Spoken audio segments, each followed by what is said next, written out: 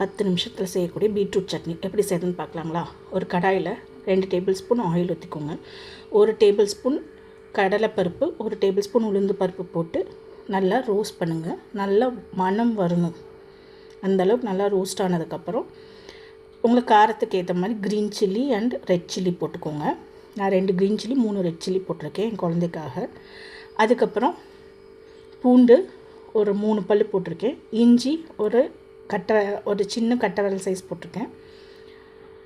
அதுக்கப்புறம் பார்த்திங்கன்னா இது நல்லா வதங்கினதுக்கப்புறம் சின்ன வெங்காயம் நீங்கள் எவ்வளோ வேணாலும் ஆட் பண்ணிக்கலாம். நான் எனக்கு ஒரு கைப்பிடி அளவுக்கு சின்ன வெங்காயம் ஆட் பண்ணியிருக்கேன். இது நல்லா வதங்கி டிரான்ஸ்பரண்ட் ஆகும்போது ஒரு பெரிய தக்காளி ஒன்று ஆட் பண்ணியிருக்கேன் கட் பண்ணி. இது வதங்கி தக்காளி நல்லா வெந்துடணும், அந்தளவுக்கு நல்லா வதங்கணும். இந்த சட்னிக்கு தேவையான உப்பு போட்டு இந்த தக்காளியை வதக்கி விடுறேன். ஸோ இப்போ பார்த்திங்கன்னா நல்லா தக்காளி வதங்கிருச்சு பாருங்கள், நல்லா கட் ஆகுது பாருங்கள் ரெண்டாக. ஸோ இந்த ஸ்டேஜில் நான் என்ன பண்ண போகிறேன்னா ஒரு நெல்லிக்காய் சைஸ் புளி ஆட் பண்ணிக்கிறேன். ஆட் பண்ணி இந்த எண்ணெயில் நல்லா வதக்கி விடுறேன்.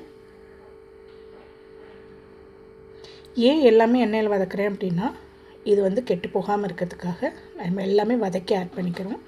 ஸோ இதெல்லாம் வதங்கினதுக்கப்புறம் கேரட் அண்ட் பீட்ரூட் ஒரு 100 கிராம் பீட்ரூட் எடுத்திருக்கேன். அதில் கால்வாசி ஒரு 25 கிராம் கேரட் எடுத்துகிட்டு மீடியம் ஃப்ளேமில் வச்சு நல்லா வதக்கி விடுங்க. ஒரு 6 to 8 மினிட்ஸ் ஆகும். நல்லா கேரட் வெந்துடணும். கேரட் பீட்ரூட்டு வெந்ததுக்கப்புறம் ஆற வச்சு அரைச்சிங்கன்னா சூப்பரான கேரட் பீட்ரூட் சட்னி ரெடிங்க. இதுக்கு ஒரு சின்ன தாளிப்பு, கடுகு, உளுந்தம்பருப்பு, கருவேப்பிலை, அவ்வளோதாங்க. சூப்பரான ஒரு பீட்ரூட் சட்னி ரெடி. தேங்க்யூ.